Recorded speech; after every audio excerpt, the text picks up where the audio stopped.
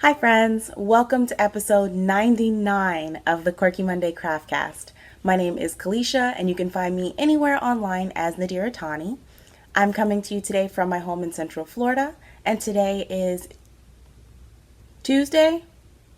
Yes, today is Tuesday, October 1st, so happy October y'all. I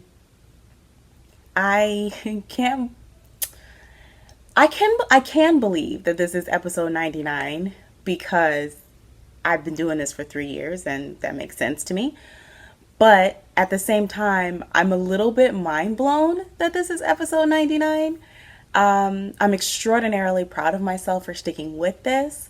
And now I'm putting a whole lot of pressure on myself to figure out something super fun and awesome to do for episode 100.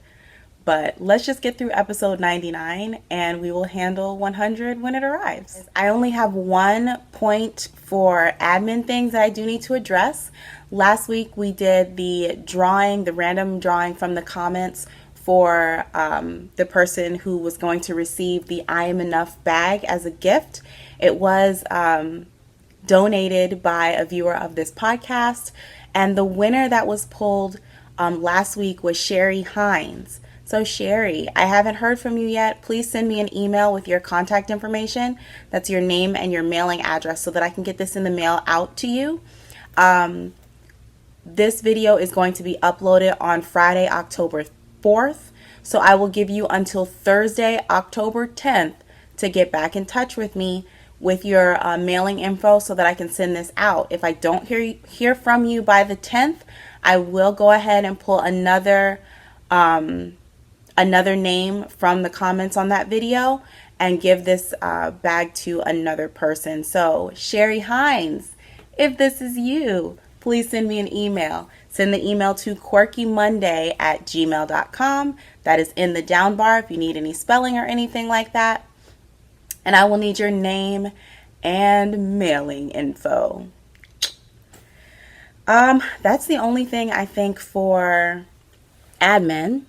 Put the bag back over there. And so we can get into the craftiness. So, I have a couple, I almost said finished objects. They're not finished. They're half objects. But for their purposes, they are finished. For one of their purposes, they're finished. So, I had gathered all of my things to film outside, and then I stepped outside and was like, oh wait, it's not fall. It's still blazing hot in Florida. So here I am filming inside so I don't melt. So I have to basically unpack all of my things. The first half object I have is a vanilla sock. This is basically a completely vanilla sock except for the eyelets that are there right after the cuff. This sock yarn is Lion Brand Mani Petty in the Crew colorway, and I used almost the whole 50-gram ball on this. This is all I had left.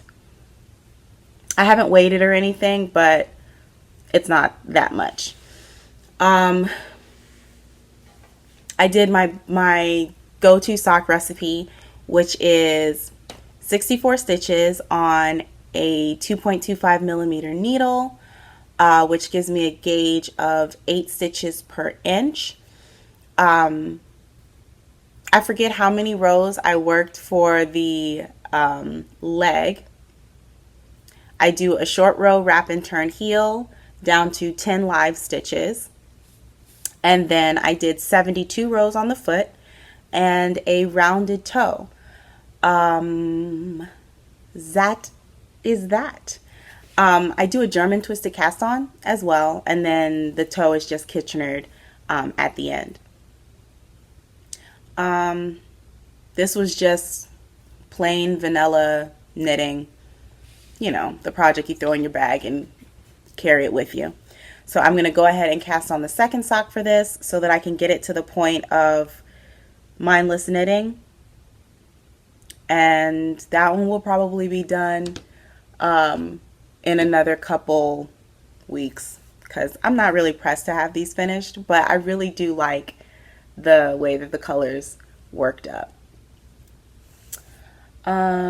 Yeah.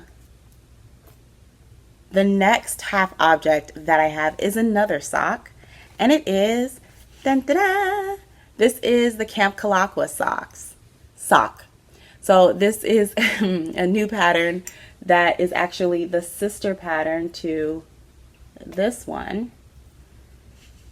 This, you can't really see that at all, but if you watched last episode, you know what this looks like. But this is Camp Hawthorne, and this is Camp Kalakwa. So I finished the sample for the Camp Kalakwa sock. So now all I have to do is photograph this one and finish writing up the pattern. I'll talk a little bit about the pattern writing later on. But yeah, last week I was talking about how I have made like basically a lot of extra work for myself in using my mannequin foot, because this foot is 2 inches shorter than my foot. So in order for me to wear these socks, I'm going to have to rip out the toe, knit some more, and then knit the toe on again, which is a little bit annoying. It's fine. But I really wanted them to be like nice, like pictures, right? I did get the suggestion of creating basically a mannequin foot from my own foot by putting like saran wrap around my foot and then like mummifying my foot with duct tape, and then cutting it off and stuffing that. I have seen tutorials for that, for making like a body double. That's not what they're called. A dress form. For making a dress form where you put on like a t-shirt and then you wrap yourself, or somebody wraps you in duct tape, and then you cut the t-shirt off and stuff it with like newspaper and stuff, which is how you can make a body double or a dress form that is the same size of you if you don't want to like splash out $100 for one. So that's a good idea for if I just wanted a mannequin foot for personal use, but I just feel like having an actual mannequin foot, something like this, makes the sock look a lot more professional in pictures, and that's my opinion. That's what I'm going to do. So I have made the choice to make more work for myself. Someone else also asked me, can I stuff the toe of the sock and then put the mannequin foot on and do it that way? I haven't tried it, but I will try it with that striped sock, because that one fits me. But I just feel like that's also going to look weird. It's fine. So basically, I have finished this sock. That's everything I wanted to say about it, because I already said that we're going to talk about writing the pattern later. And surprisingly, it was really fast. It was a really, really quick knit. Considering that it's a heel flap and gusset, and in my mind, heel flap and gusset socks take forever, but they really don't.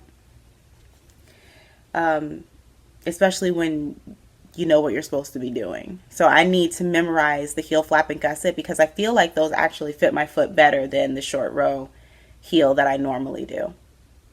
But I always do that one because it's faster. Can I put this here? Yeah. How does that look? Is nice? Yes. That is everything I have for my half objects or finished objects. So we'll go right along into works in progress.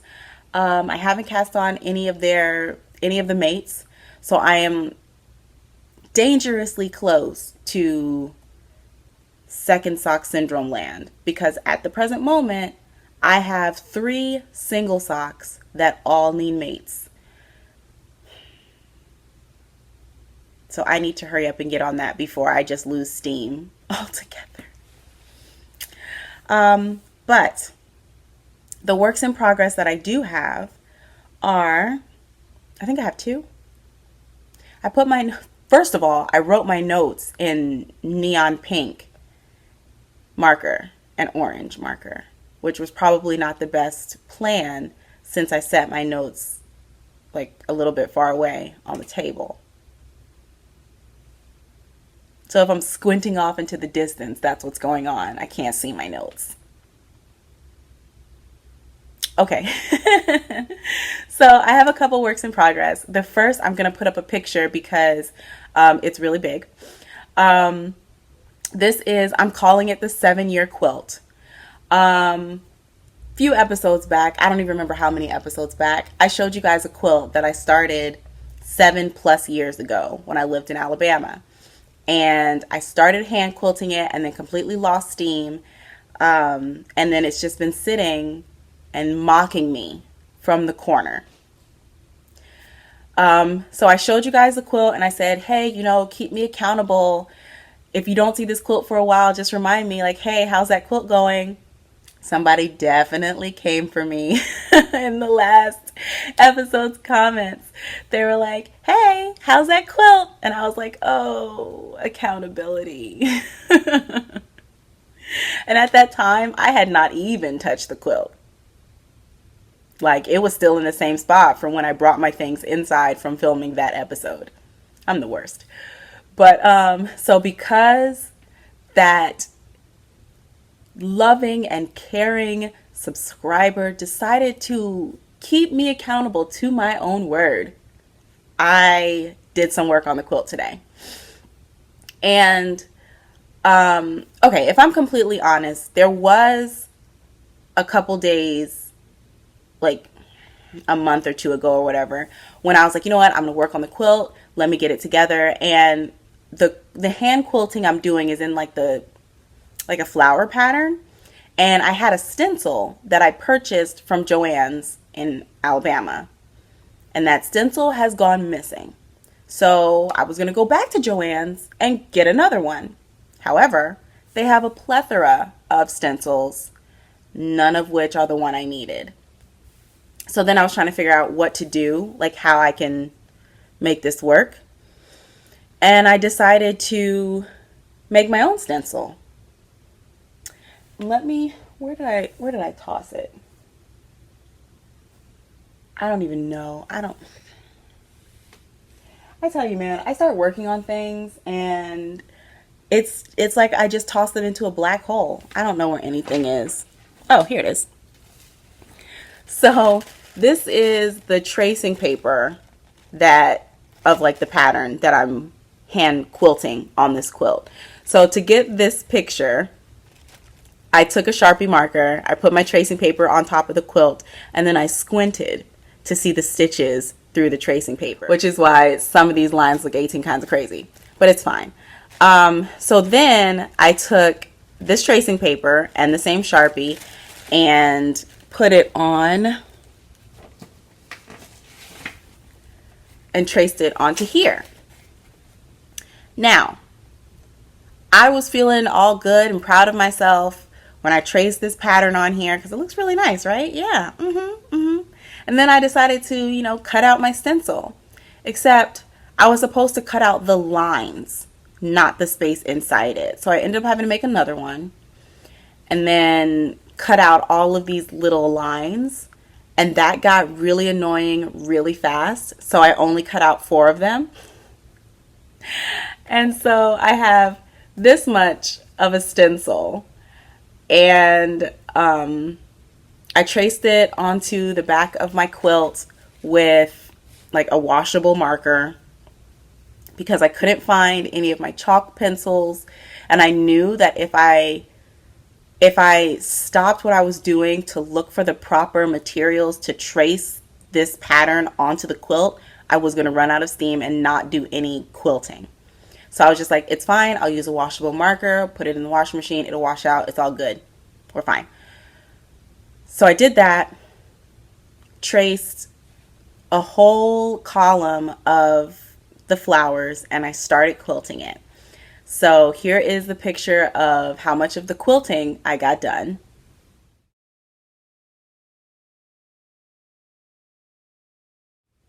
Which, as you can see, is only half of a flower because I lost steam. So, but it's fine because now I have a whole row traced on. So whenever I feel like it, I can just like sit in my rocking chair and stitch a petal or whatever. There is no timeline for this particular quilt, but I'm very grateful that that subscriber checked me and was like, "Hey, where's that quilt? How's it going?" Because I do want to have it finished.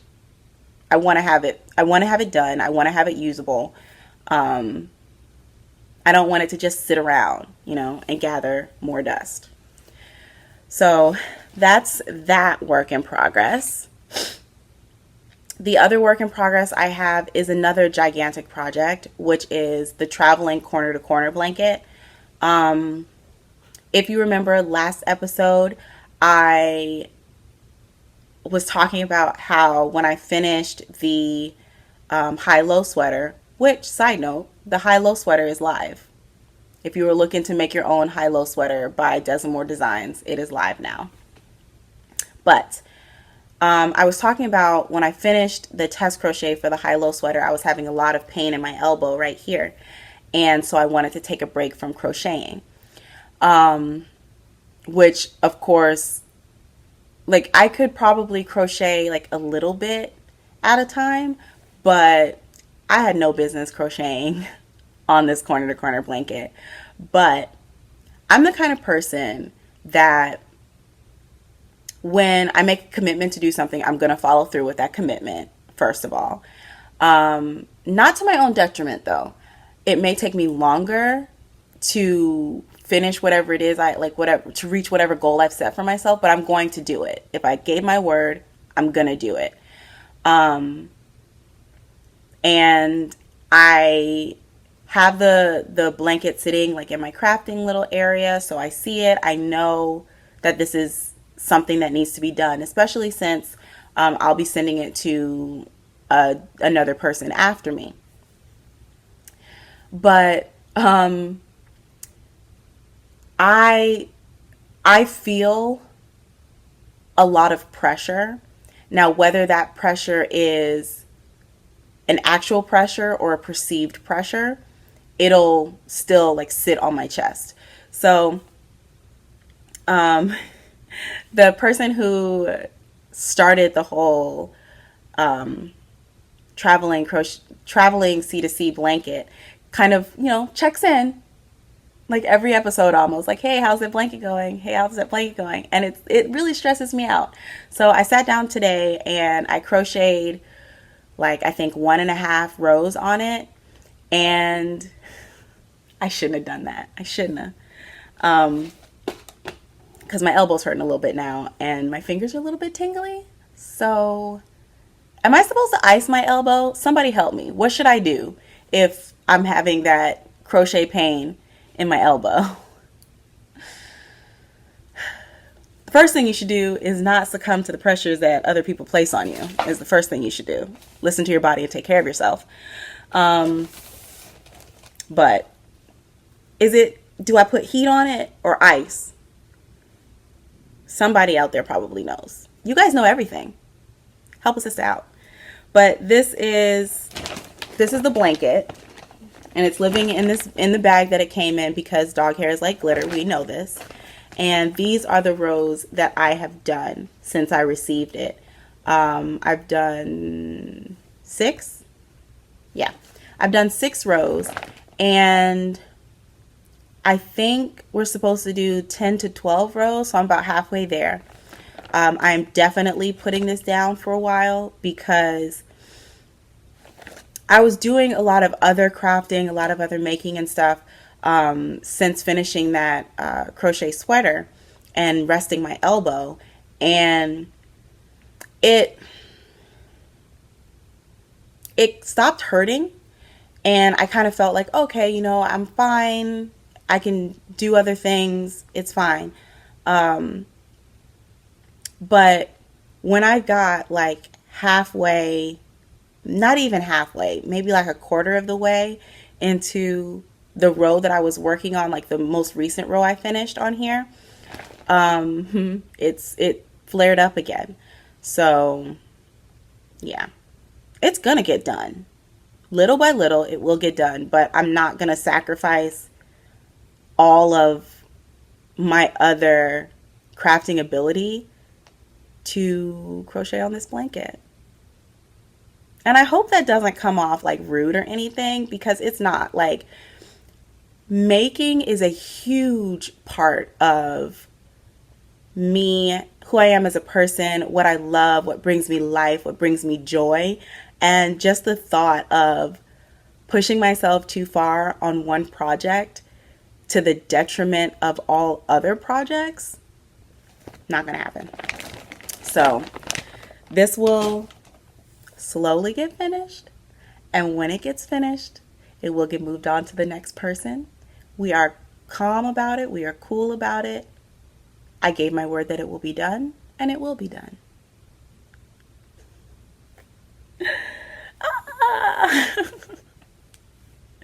Like, ugh.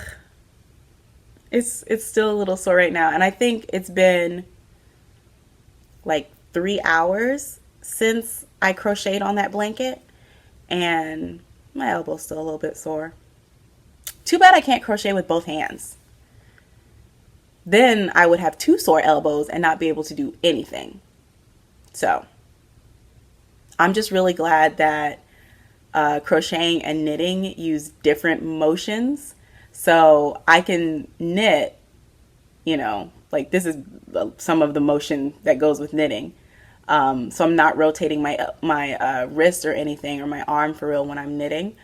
So I'm able to do that, and I'm able to still create in that, like using that yarn language, while giving my crochet muscles a break. So yeah, the last work in progress that I have is not yarny. So this, y'all, if you've watched this podcast for any length of time, you know that I am a dabbler. I've got my little crafty fingers in a lot of different crafty pots. And this week, block printing came back with a vengeance. So I don't know, maybe like a month and a half ago or so, I was in Hobby Lobby for something. And it's probably a bad habit when you consider that I like to do a bunch of different things, but I have a habit of going into a craft store with a plan. Like I went in there for like a ball of yarn or something, and I decided to walk around the whole craft store to see what else there was. And this is what followed me home. This is a gouge set. So it's really cool, like storage system actually. So this is the handle, and then inside here are all of the gouges. So you put the little silver part on, and then you put your gouge in, screw that on, wham bam thank you ma'am, ta-da. And then you use this to carve on your, I forget what it's called, like lino block. Let me show you one. So this was on clearance. These are the blocks. They were on clearance. These were on clearance for 69 cents. So that's what it is. And you can see it was regularly $2.50, went on sale for 69 cents. So I bought like a bunch of them. And it's thick enough where you can put designs on both sides. I don't trust myself not to cut all the way through this material though, because I'm a beginner. But yeah, these were on sale. They had, this is 4x6. They had some 3x4 pieces on sale.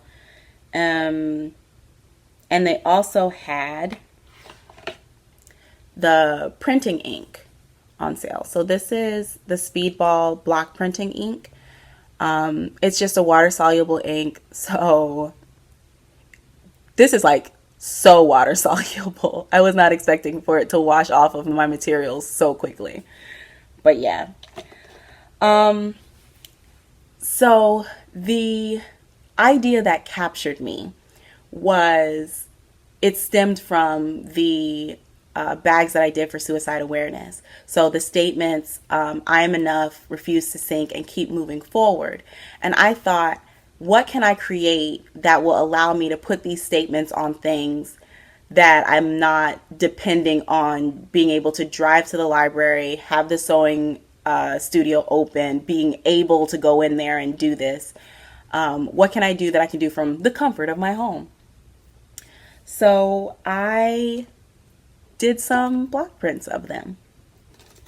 So when you're block printing, it's just like creating a rubber stamp, basically. So whatever you carve into the block needs to be reversed so that when you print it, it's the right way round. So I did some text. So there's keep moving forward, I am enough, and refuse to sink. And then I wanted to make something where all of them were together, so I needed to have a fourth one. So I did some thinking, and this is my fourth statement. Pause, breathe. So I did all of the writing on here. I did all of the text. I did all of the text and then scribbled over it in a pencil, and then put the pencil, put it onto the little block, pencil down. Wait, there you go. And then traced over the lines. So that transferred the pencil to the linoleum. Is this linoleum? I think it's linoleum. But that transferred the line to it, which I was able to then trace with a Sharpie and then cut out everything I didn't want printed. So, hope that made sense. But here are my finished stamps. So there's I am enough, refuse to sink, keep moving forward, and pause, breathe. So, not only did I just cut these, I of course had to immediately print them on something. And by something, I mean like a bunch of things. I went a little print crazy, and I'm not sorry at all. So, the first one I cut was I am enough, which I printed this. And this is like my thumbprint in the shape of a heart because I thought that was cute. And I actually showed this on Instagram. So if you're following me on Instagram, you've already seen this. And I showed the whole process of creating the I am enough stamp. So you can watch like little video clips of the entire process, which I thought was pretty cool. And then when I finished all four, I taped them together and then I printed them as one big stamp. I like the idea, but I need to put more spacing between it. I showed it to both my husband and my brother-in-law, and they both did the same thing. So this is, here we go. This is all four of them printed together. So when my husband and my brother-in-law wanted to read pause, I am, breathe, enough. And I was like, no. So I need to put a little bit more space in between the stamps just to isolate the individual statements. So that was the first print that I did of all of them together. And I love how they look. Like, it's something about the letters when you don't cut out the insides that just feels so graphic, right? So what I did from there was, I printed it on, I told y'all I printed it on everything. This is an 8.5 by 11 sheet of paper, which I'm going to frame at some point with my statements. And the last thing I printed is this. And this is where I wanted to get after like seeing how they print and everything like that. So this ink that I use is fabric ink. So after you print it, you have to let it dry for like 24 hours and then iron it with a hot iron or something to set the color. But I thought this would be pretty cool to be able to stamp onto fabric in a permanent way, which definitely makes the process a lot more accessible to my lifestyle. The life of having one car and a husband that works the opposite direction of everything else by 30 minutes. But I want to play around with the layout of the stamps. I want to see if maybe I want to do one statement on the fabric. Do I want to like create some sort of frame, like a carved stamp of a frame, which would be kind of cool. Got some ideas up there. But yeah, I'm like really excited about this fabric with the statements on it. And yeah, so I'm going to make that into a bag for myself. And yeah, play around with them that way. I did buy some other supplies to go with this idea of printing the statements, like block printing the statements on fabric. I bought this, which is textile medium, and it basically, you add this to an acrylic paint to make it a permanent textile paint. It makes it flexible and washable and everything like that. So I figured this would be more economical than buying textile paint because it's more expensive. Like for instance, all right, so this is the block printing ink that I showed you earlier, but this is the size that you get like if you just buy it straight off of the shelf. I think this was $4.99 or something like that, regular price at Hobby Lobby. The same size bottle of textile block printing ink was $10.99, and that is crazy to me. So I decided to do this. This cost, I think, $7.99 for this whole bottle. And you mix it with the acrylic paint, 2 parts acrylic paint and 1 part textile medium. So essentially, if I wanted to, I could take little bottles of acrylic paint and mix those in a larger bottle to create my own fabric paint. This was $7.99. I had like a 50% off coupon, I believe. So, and I got this from Joann's. Yeah, y'all know I'm always thinking of ways to make whatever the craft is that I want to jump into more accessible. Because I don't just have money to be throwing away. Yeah. So be on the lookout for these hand-stamped, hand-carved, like I guess I should say it the other way, hand-carved, hand-stamped statements on things. I really thought about just doing them as prints because they're so graphic in themselves and they just make me smile. So yeah, that's everything for the block printing. As you can see, I'm super excited about it. I'm super excited to dive back into something that I have done in the past and find that I still find the same amount of joy in creating in that kind of way. Also, if you decide to do any block printing and, you know, you decide to carve the blocks, always carve away from you. Always away from you. Never towards you, because it will slip and you will cut yourself. I cut myself somewhere. I can't remember where it was, but right before I cut myself, I was carving towards my hand and I said, Kalisha, you shouldn't do that because it's going to slip and you're going to cut yourself. And as soon as I thought that, it slipped and I cut myself. And I was like, and then I couldn't find my taco-shaped Band-Aid, so I had to use just like regular basic Band-Aid. Who is here for that? Not me. So that's everything for works in progress. I have nothing for maker plans because I'm going to be devoting a lot more time to finishing up writing the patterns for Camp Hawthorne and Camp Kalakwa socks. And then I'll be looking for testers. So I'm probably going to put it on Instagram for if you want to test those patterns, to reach out to me there.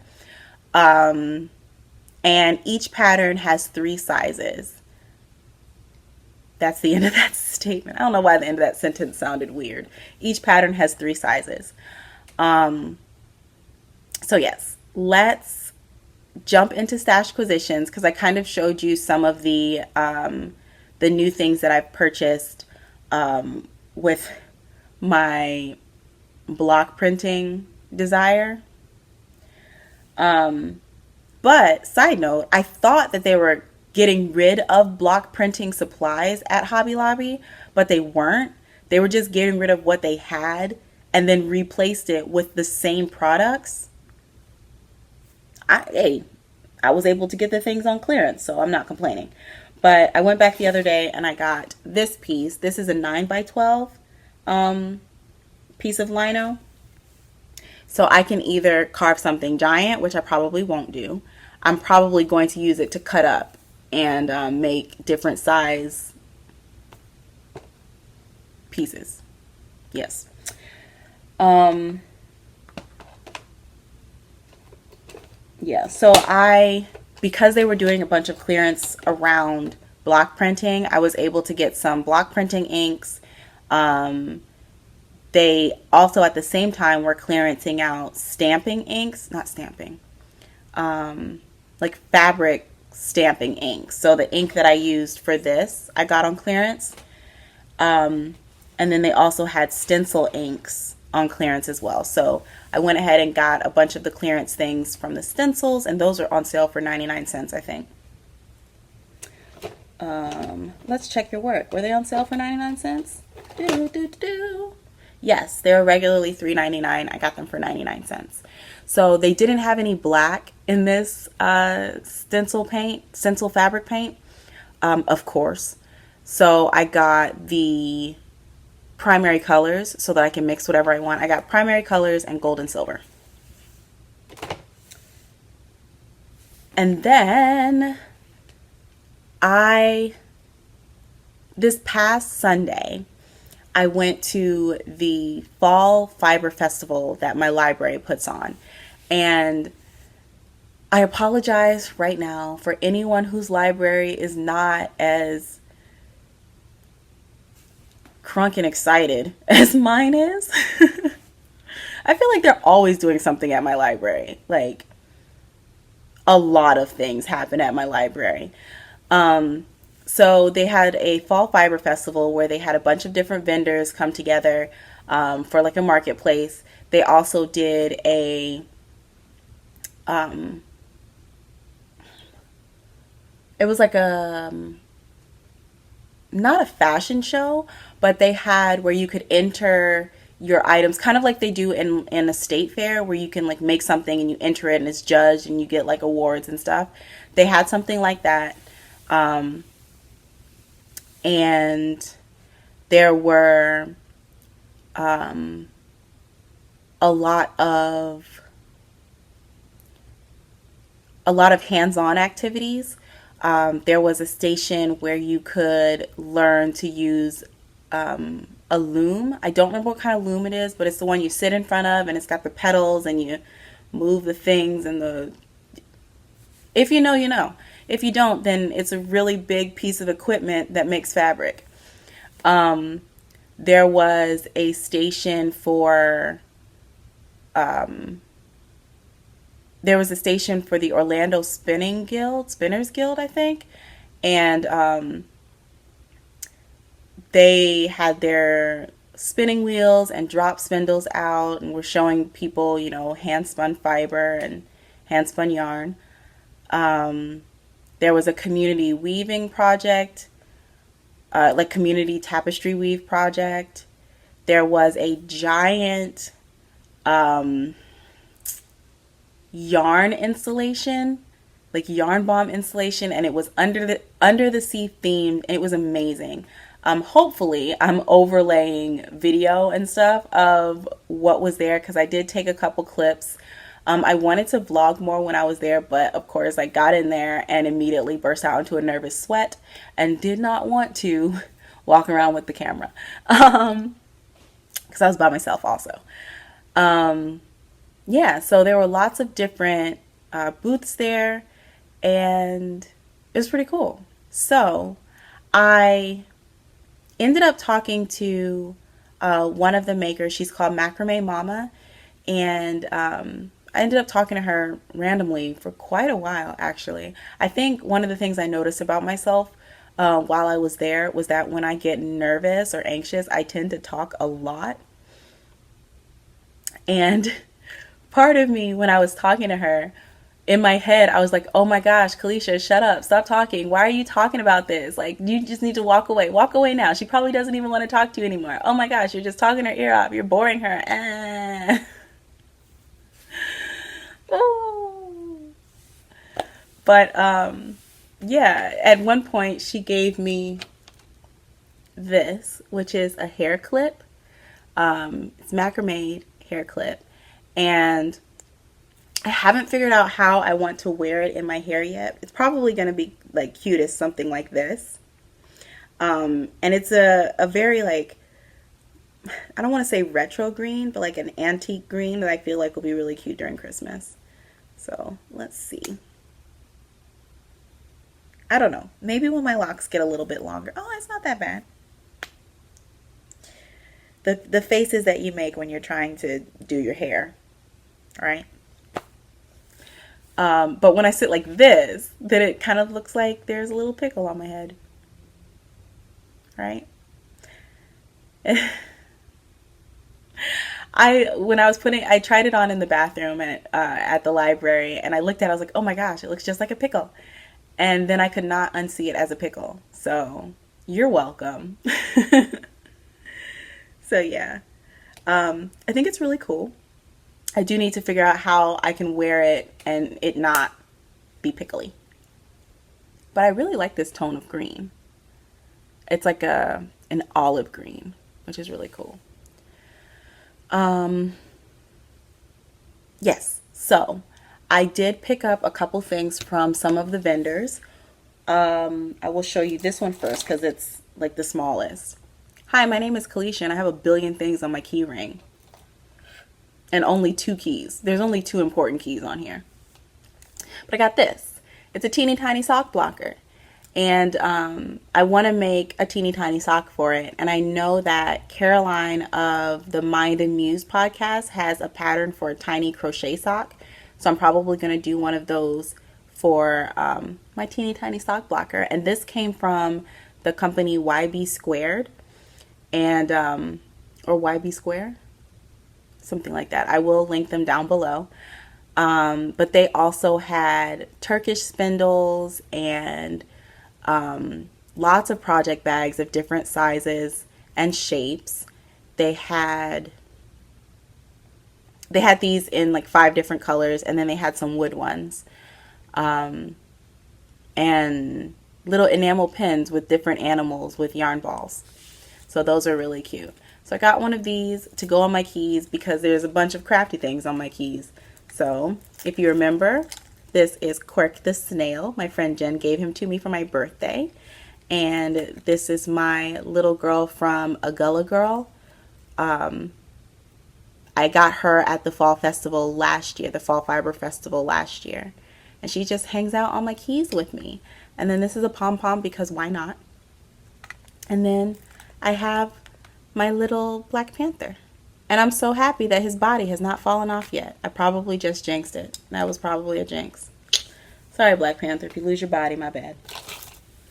The next thing that I purchased at the festival was from the Barn Yarn. Now, the Barn Yarn is a yarn store that was in Claremont and closed, I believe, over the summer or the end of last school year. I say the end of last school year because I'm only ever in Claremont because my husband works in Claremont at a high school.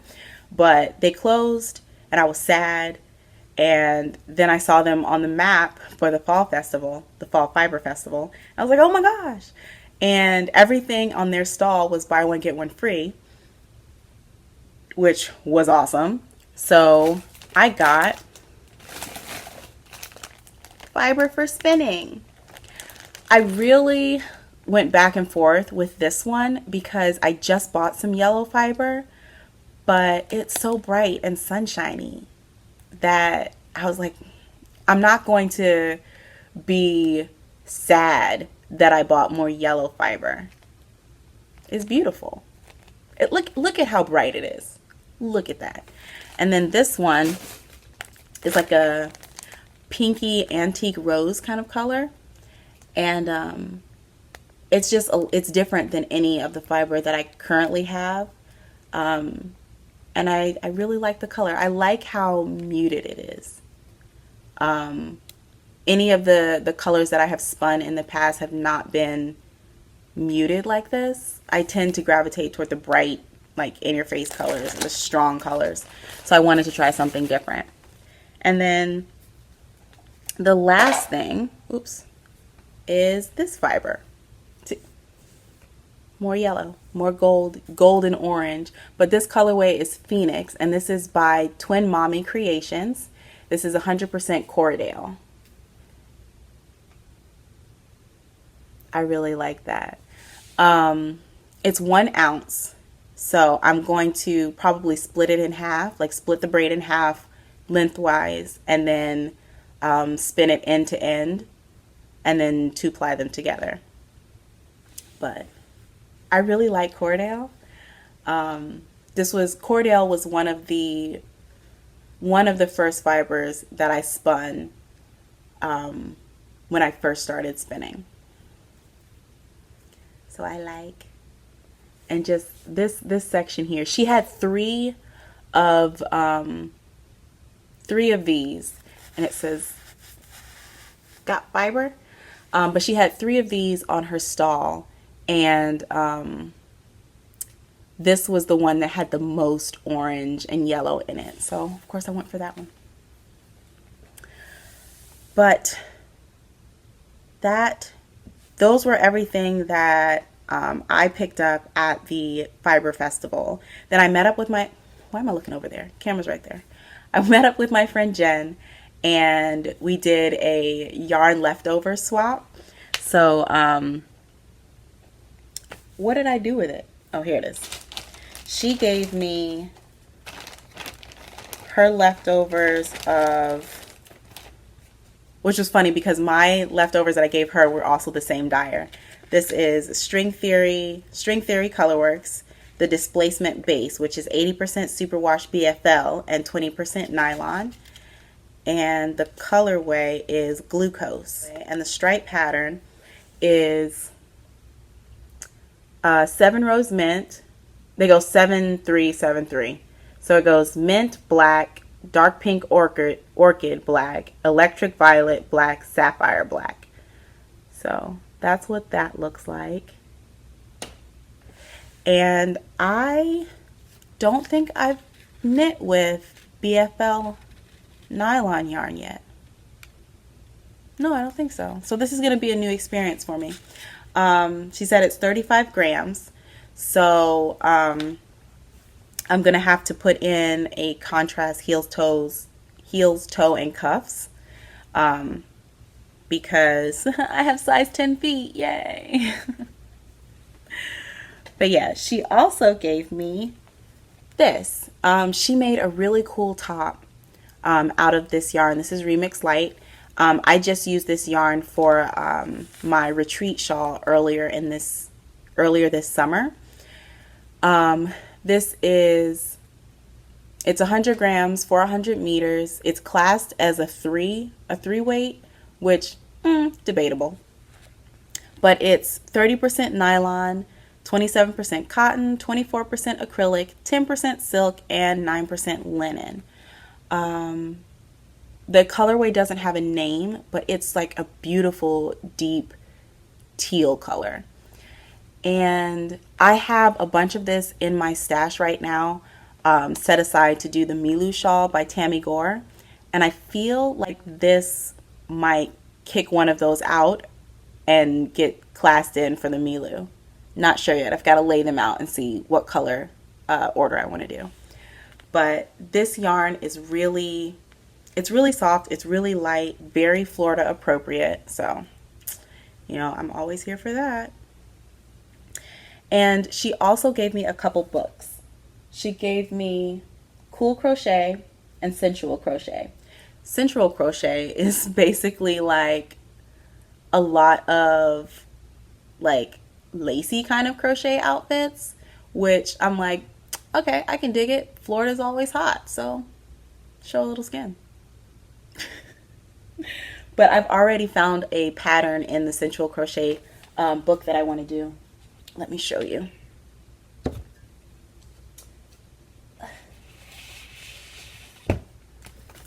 See, they're not too revealing. It's Luxurious Yarns and Alluring Designs by Amy Swenson. And of course I didn't put a sticky note in where this pattern was that I wanted to do, because that would have been too much like right. Sorry guys, talk amongst yourself. Oh, here it is. It's the Plum Thunder camisole. And I think I want to make that. Right? So the pattern sample is made out of a 50-50 wool silk mix. I don't think, oh no, I have one skein of yarn that is a 50-50 wool silk, and this takes 2, so there's that. I'll be finding another yarn base for that. So up here also, on top of these 2 books, these 3 books here are books that I got from the Best Used Bookstore, which is a used bookstore in my area. And I like to go in there occasionally and look through their craft books and see if they have any good like old books or what have you. I got the Debbie Bliss Tips for Knitters, Stitches and Seams to Finishing Touches. Then I got Mon Tricot, Knit and Crochet, More Ways to Improve Your Knitting. This is I have another book by this same like printing brand or anything. Oh, here it is. Is this it? Yes, but I'm not going to pull it out because I'll knock stuff over. But it's a stitch dictionary that I have by Montrico. And then the last one I got is The Shape of Knitting, a masterclass in increases, decreases, and other forms of shaping by Lynn Barr. And they have some really like interesting patterns in this book. Like these are slippers, or yeah, they're slippers. And then they've got a bunch of different shaping and things like that. So I picked it up because of the like weird and wonky patterns that were in it. So I'll put these back up there.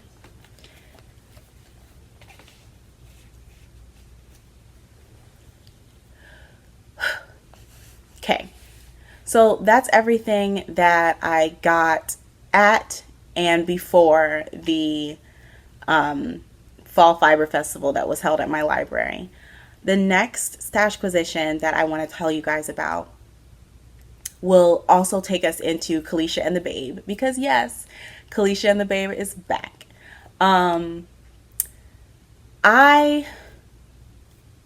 I don't remember if it was last episode or the episode before that, but I was talking about how I started this project where I was blending this blue fiber and this black fiber together, and I was using my hands, and it was a workout, and blah, blah, blah. And Lori, a viewer of the podcast, reached out to me and said that she had a blending board that is not being used and offered to send it to me. So I have a blending board now, and I'm very excited about it because when you do something by hand, right, you're like, oh man, this is taking a long time, but you're doing it, right? You're getting it done. And then when you get a piece of equipment or a machine that does that job for you, you're just like, bro, this is so much faster. Which was exactly my reaction the first time I blended some fiber together on that blending board. So let me show you. This is a blending board. So the little shimmery bits you see are like teeth. It's basically like a really big slicker brush. So you put your fiber on here and then you can like blend it together. I may have taken some pictures. I don't think I did. I don't think I took pictures of me actually using it. But what I was doing was, and I don't have any loose fiber to show you, but I would take the fiber and I would paint it onto, I would take the blue fiber, paint it on, then I would take the black fiber, paint a little bit, blue fiber, black fiber, until I had done all of it, and then I'd peel it off, and then I'd do it all again.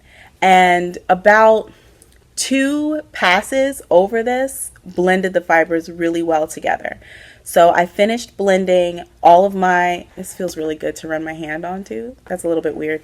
I finished blending all of the black and blue fiber and then sat down and spun all of that, which I'll show you in Kalisha and the Babe. But I also blended the blue and white fiber and the blue and gray fiber, which I'll show you in a second. But thank you so much, Lori. Like, I've already sent her a message raving about how amazing this is, and telling her how I basically took it out of the box and immediately started trying to use it. Definitely a little bit of a learning curve on like how to hold it, how to use it. I scraped the mess out of my knuckles a couple times, but you live and learn. So let me show you the fibers that I have been working with that. So where did I put it? Oh, oops. Here is my finished blue and black fiber.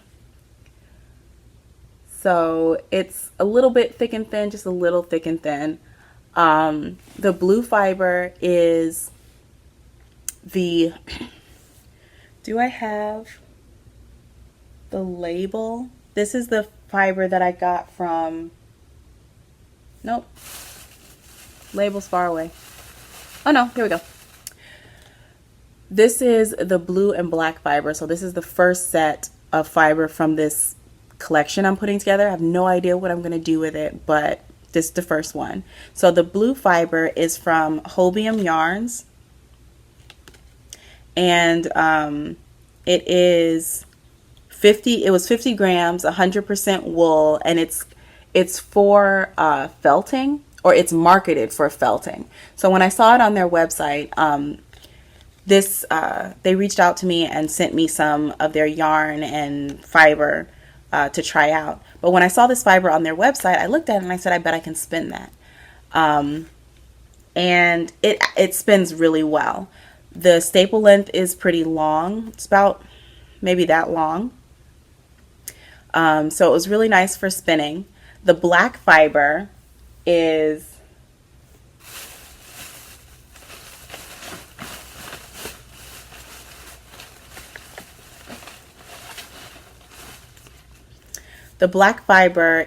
Artiste. The brand is Artiste, 100% wool roving, and I got this at Hobby Lobby. So that's the label for the Hobby Lobby wool, and it comes like this. So these are, it had black, white, and gray on the top, but these are the remaining neutrals that were in that pack. So what I did was split them in half. Each half was about 1.2 grams. Nope, 1.2 ounces. And I spun them. So here we go. And I feel, oh, another thing, the Hobby Lobby wool, that staple length is like this long. And so when I saw that, when I was like pulling them apart and blending them, because I blended these by hand, most of this was blended by hand. When I saw that, I knew that if I got a clump of the black fiber, that I was probably going to, as I was spinning, I was probably going to run into a situation where my single would break because the fibers would be too short. So I tried to make sure that while I was spinning, I always had like some blue fibers stretching the gap between the black fibers, which I wasn't 100% successful with. Because there were some points where there was too much black fiber, but whatever, I made it work. We got through it, obviously. And yeah, so I'm going to wind this off. I don't know how much I have, but I'm going to go ahead and wind it off and count it, and I'll put the details on the screen. So that's the first one done. The second one I did was the blue and white. Now, one thing I noticed with the Hobby Lobby fiber, the white was a lot softer than the black. So it kind of felt like the black had been dyed, and it was almost crunchy, like there was still dye left in it. So I wouldn't be surprised if it like bled or something when I go to set the twist. But the white was definitely a lot softer than the black. So here is the blue and white blended together. And when I blended them, I did like 2 passes. I did this all on the blending board. I did 2 passes, so I ended up with a chunk, and then I would draft that chunk out till I had like a long piece of roving like this. So I've got it separated, and there's 4 nests in each one of these. And then the next one I did is the blue and gray. So here's the blue and gray. It looks just like the blue and white. Thanks, lights, for blowing that out. But it's gray. And I only drafted out 1 set of the blue and gray. I left the other ones in those nests so I could show you how I pulled it off of the blending board. So this is what they look like after I like layered them and stuff on the blending board. And then I would just start at the end and just draft it out like this. And after I would go through the whole thing kind of chunky and have like a thick roving, and then I would go back through a second time and thin it out so that when I go to spin it, I wouldn't have to like do a whole lot of prep whilst I was spinning. So there's 4 little bundles in there.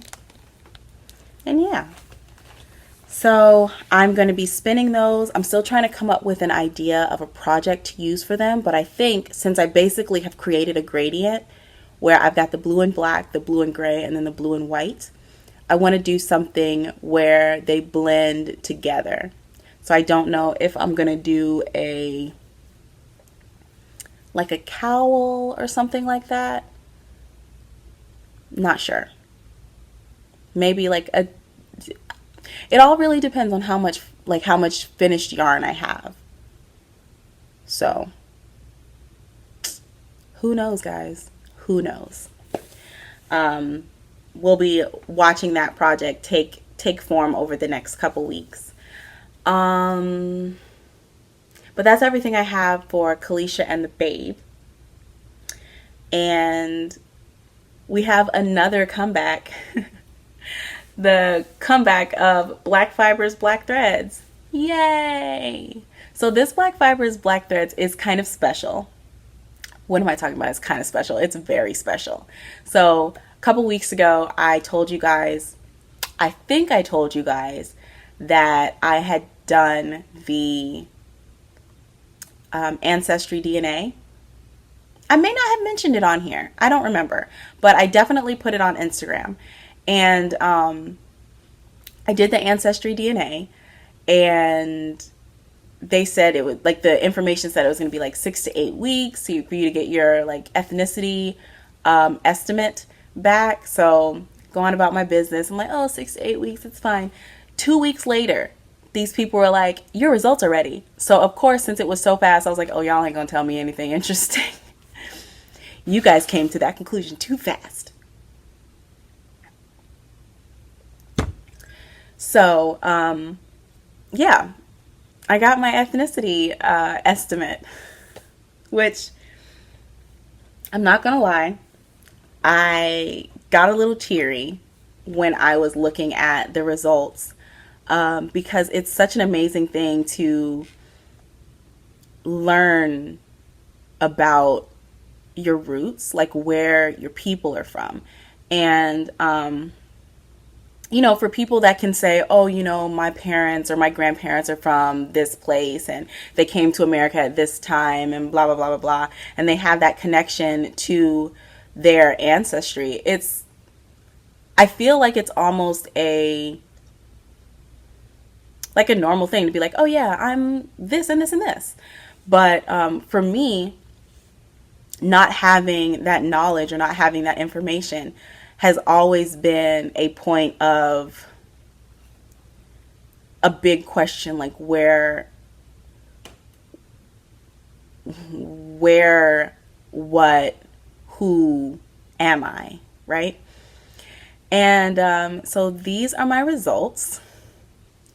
I'll put them up on the screen, but it came as 38% Cameroon, Congo, and Southern Bantu people, 33% Benin and Togo, 14% Mali, 6% England, Wales, and Northern Europe, 3% Ivory Coast and Ghana, 2% Sweden, and then 1% for a lot of other places. So that was pretty cool. So of course the first thing I did was Google what people from Cameroon and Congo look like. And because whenever I see pictures of continental Africans, they always have really like striking features in some way. And the strong features are not features that I have. So it's always been like, oh man, like if I were to go to Africa, nobody's going to be like, oh, you look like you're from these people. So, but when I looked up people from Cameroon and the Congo, I noticed that a lot of them kind of had like noses almost like mine. And that just made me so happy. Specifically because it was the nose, because in my family, this is the Tompkins nose, right? Tompkins is my maiden name. It's my dad's side of the family. And this gene, whatever this gene is that gave me this nose, is so strong that a couple summers ago, Lamar and I were visiting California, and we went to my uncle's house for the 4th of July barbecue he was having. And his daughter was there. And I haven't seen her, at the time, it probably had been like 6 years. And the last time I saw her, actually it was probably more than 6 years. But the last time I had seen her, she was a little kid.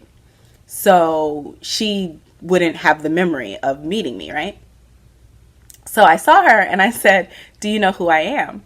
And she looked at me and she goes, I don't know who you are, but I know you're a Tompkins.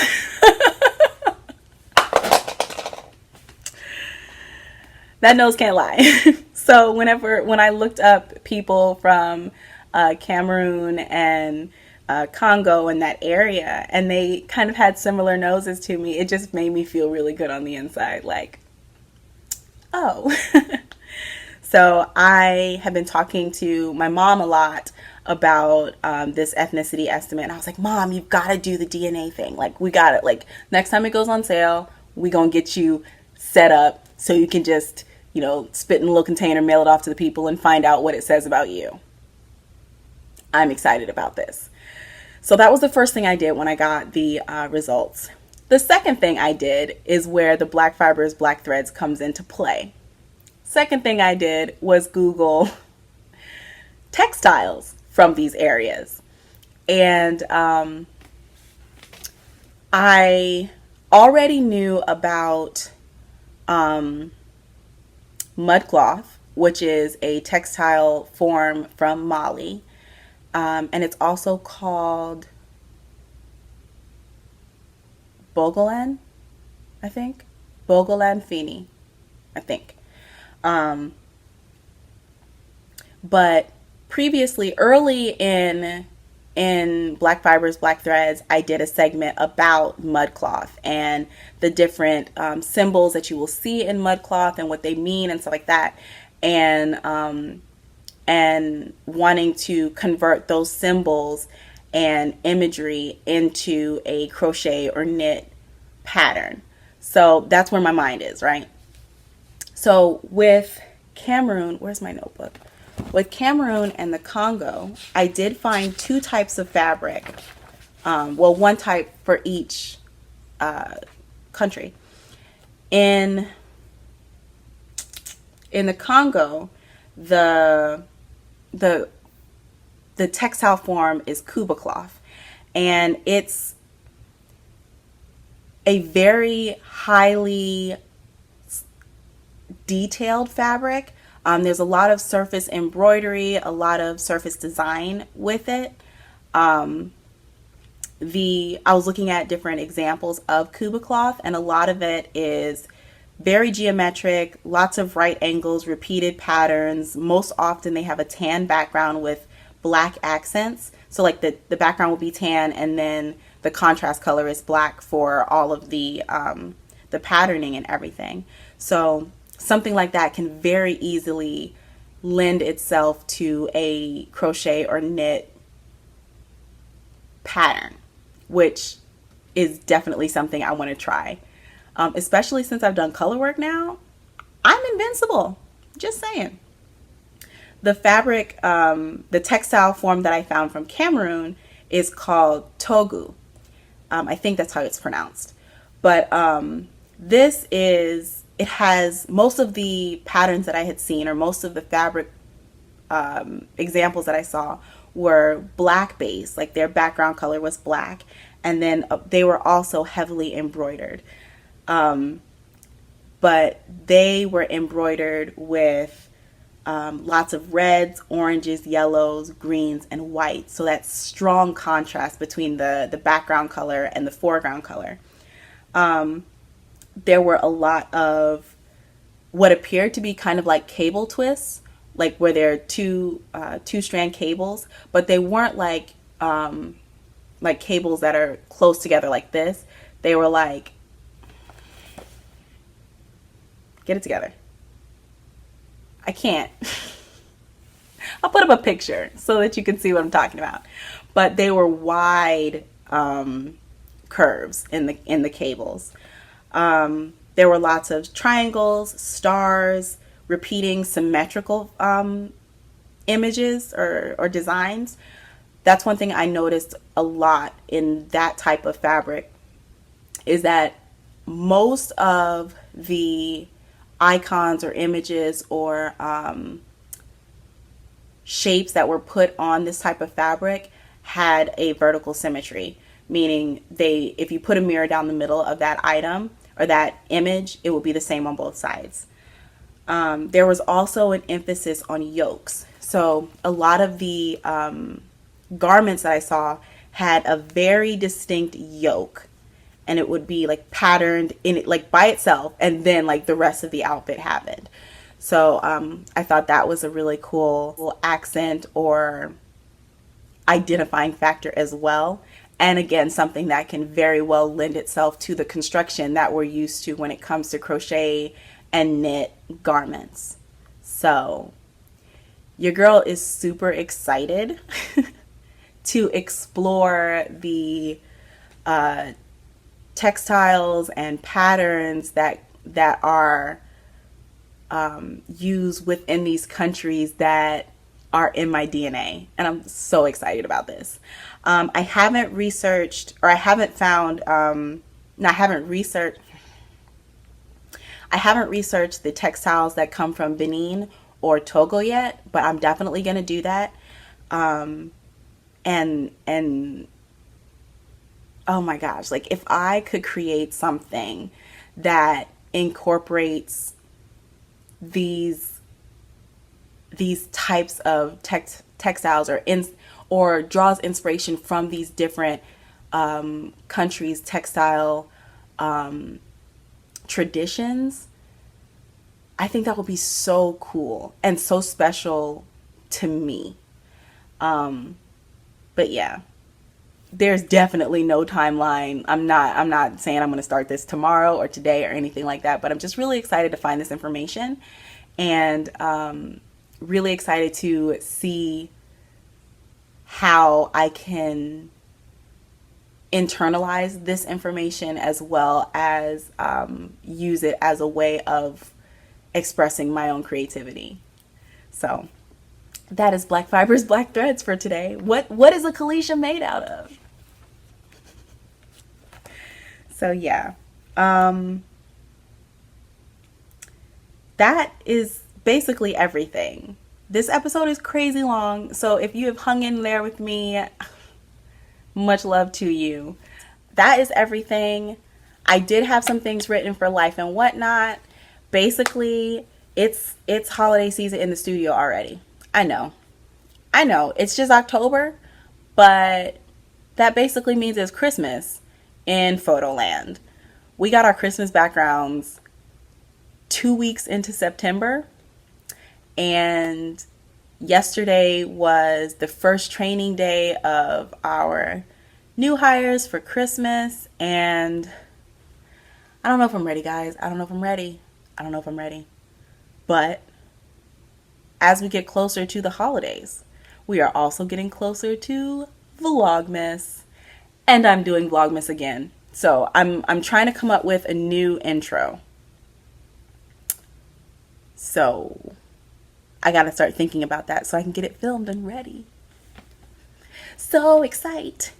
Yeah, all of this like crazy energy that you're seeing right now is coffee. It's coffee. That's what I was sipping out of my I love you mug.